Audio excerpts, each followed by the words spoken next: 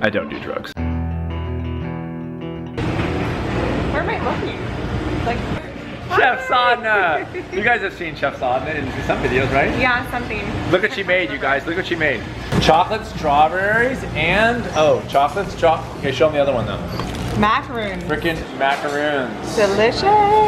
As my dad would say, I better check those to make sure they're not poison. I haven't had much time to just kind of reset my clock after my Scotland trip. I've been super busy. Lisa slammed with projects. The house is kind of, let's just say, in a shambles. I kind of hit my tipping point today where I was like, I got to get back into the garage this weekend. I got to like get my life in order. Last night I got home from work and I was getting ready to get into more work, and I had this urge for a single malt scotch. For those of you who don't know or haven't heard my podcast, I'm a fan of the single malt. One little side note about single malt scotch: the Scots spell whiskey without the E, W-H-I-S-K-Y, no E. The Scots do not have the time to put that E in there. So I have this urge for the single malt. I had one, it's fine, but I don't usually have one midweek. I usually have one every few weeks on a weekend. Just that's kind of how it shakes out. One thing I did was ask myself, why am I wanting this scotch? And I think it was a good idea to just take literally 15 seconds to say,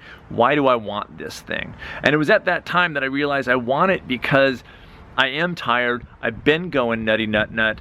I haven't taken a break even since my trip to Scotland. I haven't stopped for not that many moments, and having a scotch ironically stopped me. And the answer to my question was, I'm stressed and I'm tired and my house is a little cluttered and it needs attention.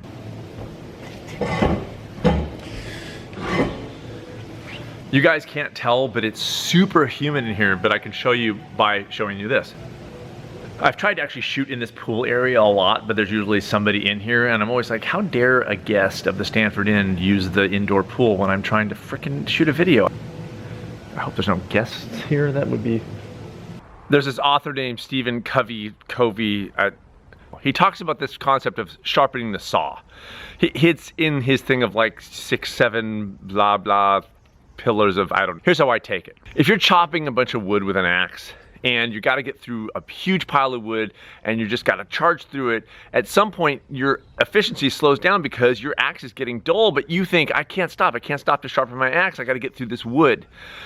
Even though it would be faster if you stop for a second, sharpen your axe, and then get back to it. That's how I feel at this moment. It's like I can't stop for a second and sharpen my axe. I feel like I don't have a second to sharpen my saw, and that I got this long list of stuff to do and I got to get it done as fast as possible.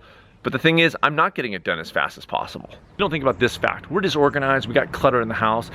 We don't think about the fact that that irritates us. If I see that stuff, I get irritated. I see it and it stresses me out just to walk through it. Account for that when you're looking at the quality of your life. This weekend, I gotta clean that stuff up. Why? Because every bit of energy suck that comes from me seeing my house in disarray is less energy I can devote to doing the work that I like to do. If I don't stop myself and sharpen the frickin' saw, my work will suffer as a result of that. All this, you guys, from a frickin' single malt scotch. That is the magic of the single malt scotch. You can get a lifetime of wisdom just by saying, I feel like a scotch right now.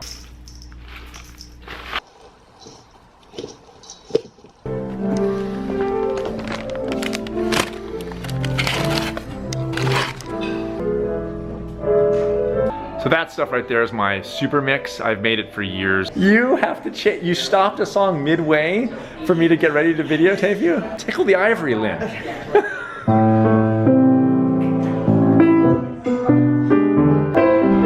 Plays at the inn and my daughter's piano teacher. Nice. Yes, I talk about stealing moments all the time. Most of those moments are, of course, to just consider our lives and the lives we want to live, but sometimes stealing moments is about sharpening that saw. Make headway with organizing or your workspace or your kitchen even. All those little annoyances, that little tinge of annoyance when you walk into a dirty house. It just chops down the quality of your life in a very minimal way, but it builds up over time. Every now and then, sharpen your frickin' saw.